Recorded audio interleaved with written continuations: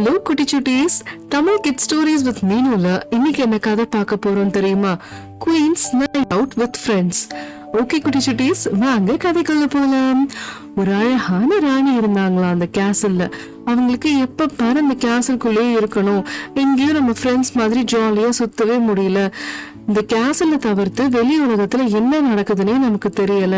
ஏன் நம்ம எப்ப பாரு சிறைப்பட்டு இருக்கணும்?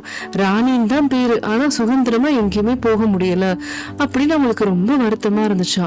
சரி என்ன பண்றது, ஜன்னல் வழியா இந்த இருட்டான காட்டை பார்த்துக்கிட்டே இருக்கிறோம். அந்த காட்டுல எவ்வளவு அழகா பூ இருக்கு, என்னென்ன வண்ணமா இருக்கு, ஆனா நம்மளால எங்கேயுமே போக முடியல. அந்த ராணிக்கு ரொம்ப வருத்தமா இருந்துச்சா. சரி ஓகே, நம்ம ஃப்ரெண்ட்ஸ் எல்லாம் கூட்டிட்டு நம்ம எப்படியாவது ஒரு நைட் அவுட் போகணும் அப்படின்னு ராணி பிளான் பண்ணிட்டாங்க. இவன் தான் ராமு, இவன் பெயிண்ட் பண்றவன். சோ அந்த ஊர்ல ராணியோட க்ளோஸ் ஃப்ரெண்டா. இந்த மாதிரி 5 ஃப்ரெண்ட்ஸ் இருக்காங்க. யார் யாருன்னு பாக்கலாமா? ராமு வந்து ஆர்டிஸ்ட், அவனுக்கு எங்க போனாலும் எல்லாமே கலர்ஃபுல்லா இருக்கணும், அதுதான் அவனுக்கு பிடிக்கும். இது மீனாக்கா, மீனாக்காக்கு மியூசிக்னா ரொம்ப பிடிக்கும். இவங்களோட ஃப்ளூட் வாசிக்கிறதுக்கு ராணி ஒரு பெரிய அடிமைன்னே சொல்லலாம். இவங்க மீனாக்கா, இவங்களும் ராணியோட க்ளோஸ் ஃப்ரெண்ட். அடுத்து யாரு அப்படின்னா எக்ஸ்ப்ளோரர், இவன் பேரு சோனு. இவன் எப்போ எங்க போனாலும் அட்வென்ச்சர் ட்ரிப் அந்த மாதிரி எங்கேயாவது போயிட்டே இருப்பான். நிறைய நாட்டு விஷயங்கள் எல்லாம் தெரிஞ்சு வச்சிருப்பான். அதனால ராணிக்கு இவன் கிட்ட இருந்து நிறைய இன்ஃபர்மேஷன் கிடைக்குங்கிறனால இவனும் ஒரு ஃப்ரெண்டா இருந்தான். அடுத்து தோட்டத்துல வேலை பாக்குற சின்னு அப்படின்னு சொல்லிட்டு ஒரு அக்கா. அவங்க எப்பொழுதுமே ராணியோட தோட்டத்தை ரொம்ப அழகா பராமரிப்பாங்களாம். பூக்களோட செடி கூட எல்லாம் ரொம்ப பேசி அவ்வளோ அழகா பூக்களும் பூத்து குலுங்குமா. இவங்க தோட்டத்தோட பாதுகாவலர்னு சொல்லலாம். அடுத்தது இவன் பேர் தான் நிம்மி அப்படின்னு சொல்லிட்டு, இவன் வந்து ஒரு இன்வென்டர். ஏதாவது ஒரு பொருளை வந்து புதுசா இன்வென்ட் பண்ணிட்டே இருப்பான். ஏதாவது ஒரு பொருள் ரிப்பேர் ஆனா கூட அதை வந்து சரி செஞ்சு கொடுத்துருவான், யார் மனசு நோகாதபடி. அதனால இவங்க எல்லாருமே ராணியோட க்ளோஸ் ஃப்ரெண்ட்ஸா. இவங்க எல்லாரும் சேர்ந்து எல்லாரும் நம்ம எங்கேயாவது வெளியில போலான்னு ராணி சொன்ன ஒரே காரணத்துக்காக எல்லாரும் நைட்ல யாருக்கும் தெரியாத மாதிரி பத்திரமா வெளியில போலாம் அப்படின்னு சொன்னோன்னு, அப்ப அந்த சோனு சொன்னானா, எனக்கு தெரிஞ்ச ஒரு மேஜிக்கல் வேர்ல்டு இருக்கு, நான் அவங்களை அங்க கூட்டிட்டு போறேன், நம்ம அங்க போகலாம். நம்ம அங்க ராணி, ஆர்டிஸ்ட், வீணை வாசிக்கிறவங்க யாருக்கும் எதுவுமே தெரியாது, நம்ம ஜாலியா போலாம் அப்படின்னு சொல்லிட்டு, சரி ஓகே ராணியும் நான் யாரும் தெரியாத உலகத்துக்கு தான் போகணும்னு ஆசைப்படுறேன், எனக்கு இந்த ராணியே தேவையில்லை, நானும் உங்கள ஒருத்தி அப்படின்னு சொல்லிட்டு அவளும் கிளம்பி வந்துட்டாலாம். அந்த கேசல்ல இருந்து தப்பிச்சு வந்தது ராணிக்கு அவ்வளோ ஒரு சந்தோஷமா இருந்துச்சா. எல்லாரோடைய ஜாலியா ஓடி போய் விளையாண்டு அழகான ஒரு மேஜிக்கல் வில்லேஜ் பார்த்தாச்சா. அங்க கேட்டே ரொம்ப ஆடம்பரமா இருந்துச்சா. சரி ஓகே நம்ம எப்படியும் போகலாம் அப்படின்னு சொல்லிட்டு ராணி அவ ஃப்ரெண்ட்ஸ் எல்லாரும் சேர்ந்து அந்த கேட்டை தாண்டி போனாங்களாம் அந்த வில்லேஜ்குள்ள. அந்த வில்லேஜ் பார்க்கவே ரொம்ப கலர்ஃபுல்லா இருந்தனால ஆர்டிஸ்டான ராமுக்கு ரொம்ப பிடிச்சு போச்சா. ஆஹா இது கலர்ஃபுல்லான வேர்ல்டா இருக்கே அப்படின்னு சொல்லிட்டு அப்ப அங்க உள்ள ஊர் மக்கள் எல்லாம் பார்த்தாங்களாம். யாருக்கும் இவங்க ராணி, இவங்க இந்த வேலை பாக்குறாங்கன்னு எதுவுமே தெரியாது. எல்லாருமே சகஜமா ஒருத்தருக்கு ஒருத்தர் ரொம்ப அன்பா ரொம்ப நேசமா இருந்து அவங்க வேலையை அவங்க வந்துட்டு பொலைட்டா பார்த்துட்டு இருந்தாங்களாம். அப்ப ராணி போனாலாம். அவன் எல்லாத்தையும் அப்சர்வ் பண்ணிட்டே இருந்தாலாம். என்னடா உலகம் இது, எந்த சண்டை சச்சரவு எதுவுமே இல்லை, போட்டி இல்லை, பொறாமை இல்லை, எல்லாம் அவங்க வேலையை பார்த்துட்டு ரொம்ப அமைதியா அழகான உலகமா இருக்கே அப்படின்னு ரொம்ப சந்தோஷமாவும் இருந்தது.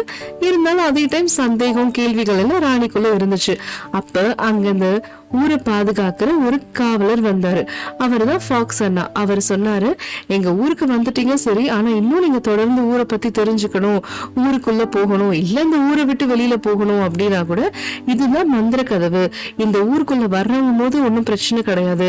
ஆனா இந்த ஊரை விட்டு நீங்க வெளியில போறீங்க அப்படின்னா நான் கேட்கிற கேள்விக்கெல்லாம் நீங்க ஆன்சர் பண்ணா மட்டும்தான் நீங்க போக முடியும் அப்படின்னு சொல்லி அவரை பயமுறுத்தி விட்டாராம்.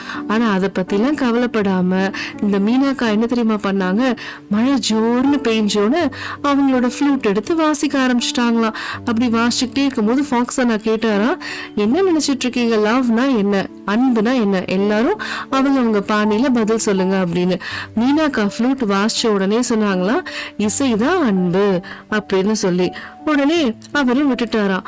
அதுக்கப்புறம் அடுத்தது அண்ணா கிட்ட கேட்டாங்களாம். அவர் என்ன சொன்னாரு அப்படின்னா, அவர் மனம் என்ன சொல்லுதோ அதுபடி கேட்கறதுதான் லவ் அப்படின்னு. அப்புறம் யாரு நம்ம ராமு அண்ணா வந்தாரு. அவர் ஆர்டிஸ்ட் இல்லையா? அவர் என்ன சொன்னாரு அப்படின்னா, காதல் என்பது ஒருவரின் புன்னகை, அதாவது அடுத்தவங்கள ஸ்மைல் பண்ண வைக்கிறது தான் லவ் அப்படின்னாரா.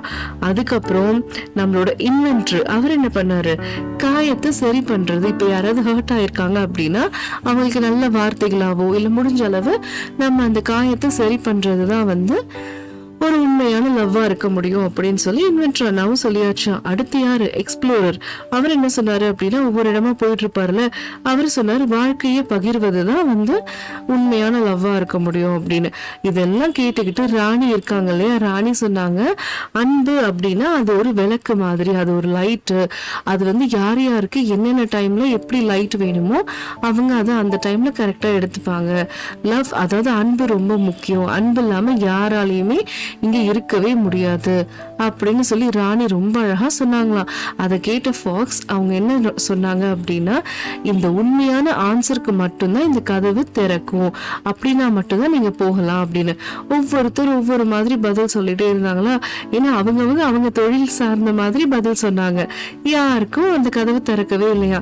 ஆனா ராணி எல்லாத்தையுமே பொறுமையா கவனிச்சு எல்லாரும் என்ன சொல்றாங்க, இந்த ஊர் மக்கள் எப்படி இருக்காங்க எல்லாத்தையுமே அனுபவபூர்வமா பார்த்து தெரிஞ்சுக்கிட்டு அவங்க ஒரு அழகான பதில் சொன்னாங்க, ஷார்ட் அண்ட் ஸ்வீட்டா, லவ் இஸ் லைட் அப்படின்னு. ஓகே குட்டி சுட்டீஸ், இதுல இருந்து நமக்கு என்ன தெரிஞ்சிச்சு, நம்மளும் கூட பிறந்த அண்ணா தங்கச்சி அக்கா யாரோடையும் சண்டை போடக்கூடாது, எல்லாரோடையும் அன்பா இருக்கணும்.